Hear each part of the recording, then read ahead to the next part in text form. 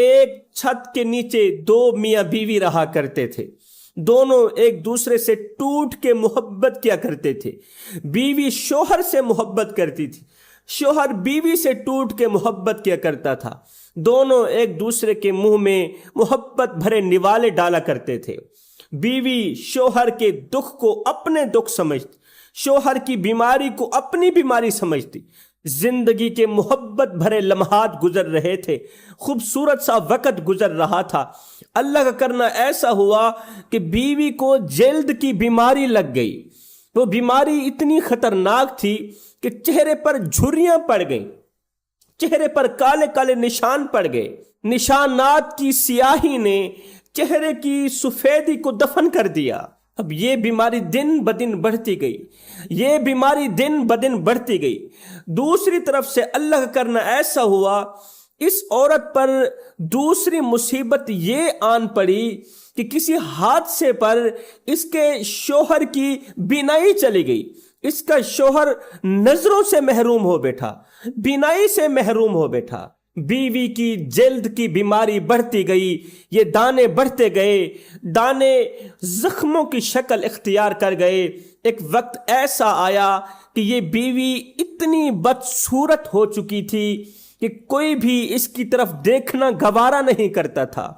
لوگوں کو گھن آتی تھی، لوگ کراہت کرتے تھے، کوئی بھی اس کے ساتھ بیٹھنا گوارا نہیں کرتا تھا، اس کے ساتھ بات کرنا گوارا نہیں کرتا تھا۔ ایک طرف سارا شہر تھا، سارا جہان تھا جو اس کے ساتھ بات کرنا گوارا نہیں کرتا تھا، دوسری طرف اس کا شوہر تھا جو اپنے دونوں ہاتھوں سے بسم اللہ پڑھتے ہوئے اس عورت کے منہ میں روٹی کا نوالا ڈالتا تھا، پانی اپنے ہاتھوں سے پلاتا تھا، بیوی کو روٹی اپنے ہاتھوں سے کھلاتا۔ اب بیوی سوچتی تھی کہ اگر یہ میرا شوہر اندھا نہ ہوتا، نابینا نہ ہوتا، اگر یہ مجھے ایک بار بھی دیکھ لیتا، اس حال میں جس حال میں اب میں ہوں کہ میرا چہرہ بگڑ چکا ہے، میری شکل بگڑ چکی ہے، لوگ مجھ سے نفرت کرتے ہیں، کوئی بھی میرے ساتھ بیٹھنا گوارا نہیں کرتا، اس حال میں اگر میرا شوہر مجھے ایک بار بھی دیکھ لیتا، وہ بھی مجھ سے نفرت کرنے لگ جاتا، میرا یہ شوہر بھی مجھ سے کراہت کرنے لگ جاتا، اسے گھن آتی، میرے قریب نہ بیٹھتا، مجھے طلاق دے دیتا، تن تنہا اکیلا چھوڑ دیتا۔ یا اللہ تیرا لاکھ لاکھ شکر ہے، اس حال سے پہلے تو نے میرے شوہر کو سرے سے نابینا کر دیا کہ وہ مجھے دیکھ بھی نہ سکے۔ وقت گزرتا گیا، زندگی کے خوبصورت لمحات گزرتے گئے۔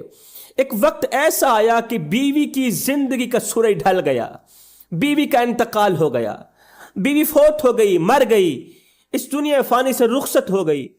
اب بیوی کی جدائی نے شوہر کا جگرا پھاڑ دیا، بیوی کی موت نے محبت کرنے والے، مودت کرنے والے شوہر کو اندر سے کھوکھلا کر دیا، ختم کر دیا۔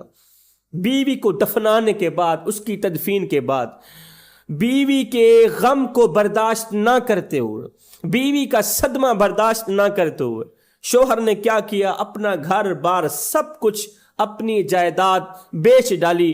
فروخت کرنے کے بعد ایک شہر سے دوسرے شہر جانے کا فیصلہ کر لیا۔ دوسرے شہر کی طرف جا ہی رہا تھا، راستے میں سے اسے ایک شخص مل گیا، کہنے لگا، او اندھے، او نبینے، پہلے تو تیری بیوی تیری آنکھیں بنی ہوئی تھی، پہلے تو تیری بیوی تیری نظریں بنی ہوئی تھی، اب بیوی چلی گئی، وہ اپنے ہاتھوں سے تجھے پانی پلاتی تھی، اپنے ہاتھوں سے تجھے کھانا کھلاتی تھی، اب بیوی تو گئی مر، اب بتا کون تیری فکر کرے گا، کون تیری خدمت کرے گا، کون تیری نوکری کرے گا؟ او اندھے بتا تو صحیح، اب تو کہاں جا رہا ہے؟ اس شخص نے کہا، او بھائی میں اندھا کہاں تھا، میں تو جان بوجھ کے اندھا بنا ہوا تھا، میں نبینا کہاں تھا، تجھے کس نے کہا میں نبینا ہوں؟ الحمدللہ میری نظریں تو کام کر رہی ہیں، میری آنکھیں کام کر رہی ہیں، میں تجھے اچھی طرح دیکھ رہا ہوں، تجھے کس نے کہا میں نبینا ہو چکا تھا؟ میں تو جان بوجھ کے نبینا ہو چکا تھا، جان بوجھ کے نبینا ہو گیا تھا۔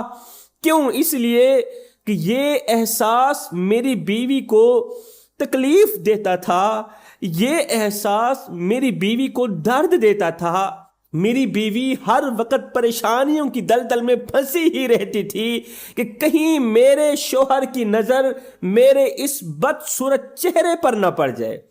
یہ احساس میری بیوی کو تکلیف دیتا تھا کہ کہیں میری نظر میری بیوی کے چہرے پر نہ پڑ جائے۔ وہ ہر وقت اس پریشانی میں مبتلا رہتی تھی کہ اگر میرے شوہر نے اس حال میں میری یہ بدصورت بد شکلی ایک بار بھی دیکھ لی تو میرا شوہر مجھے چھوڑ کے چلا جائے گا۔ اللہ تیرا لاکھ لاکھ شکر ہے کہ وہ وقت آنے سے پہلے پہلے تو نے میرے شوہر کو سرے سے ہی نابینا کر دیا۔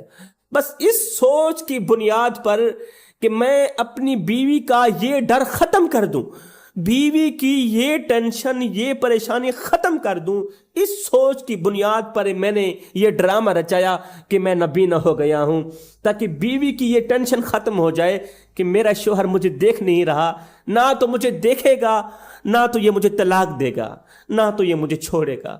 میں تو بیوی کی خوشی کے لیے یہ سب کچھ کر رہا تھا، میں تو اپنی شریک حیات کی خوشی کے لیے یہ سب کچھ کر رہا تھا، میں نابینا کہاں ہوں۔ اللہ اکبر۔ یہ کہتے ہوئے وہ شوہر آگے چلا گیا، دوسرے شہر چلا گیا۔ بیوی کا صدمہ برداشت نہ کرتے ہوئے اس کا جگرا پھٹ گیا تھا۔ کچھ دن بعد پتہ چلا کہ وہ شوہر بھی فوت ہو گیا، اس کا بھی انتقال ہو گیا۔ جس دن اس کا انتقال ہوا، اس کا جنازہ پڑھنے جتنے لوگ بھی آئے، سارا جہان کہہ رہا تھا کہ یہ شخص اللہ کا ولی ہے، یہ شخص نیک ہے، متقی پرہیزگار ہے۔ جب اس کی کہانی پھیلی، لوگوں کو اس کی کہانی کا پتہ چلا، اس ڈرامے کا پتہ چلا نا، تو لوگوں نے کہا یہ تو اللہ کا ولی ہے۔ لوگوں نے اس کی قبر کھودی۔ جب قبر کھودی، اللہ اکبر، قبر کے اندر نور ہی نور تھا، گلاب کے پھول اگے ہوئے تھے جن کی خوشبو سے قبر میں عطر پھیلا ہوا تھا۔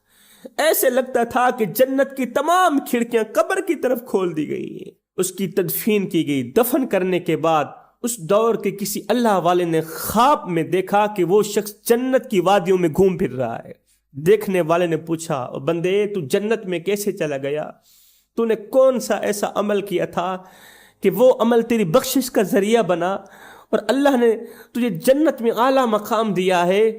اس شخص نے کہا، میاں میرے پاس اور تو کوئی عمل نہیں تھا، ایک عمل ایسا تھا، وہ یہ تھا کہ میں نے اپنی بیوی کی ایک پریشانی ختم کی تھی۔ میری بیوی ہر وقت پریشان رہتی تھی کہ اگر میرے شوہر نے مجھے اس حال میں دیکھ لیا وہ تو مجھے چھوڑ کے چلا جائے گا۔ بیوی کی میں نے ایک پریشانی ختم کی۔ اللہ تعالیٰ نے اس کی جزا یہ دی کہ اس ایک نیکی کے صدقے اللہ تعالیٰ نے میرے تمام صغیرہ کبیرہ گناہوں کو معاف کر دیا، مجھے جنت میں اعلیٰ سے اعلیٰ مقام دیا۔ میں سوچ میں پڑ گیا۔ تصویر کے دوسرے پہلو کی طرف آتے ہیں، تصویر کے دوسرے رخ کی طرف آتے ہیں۔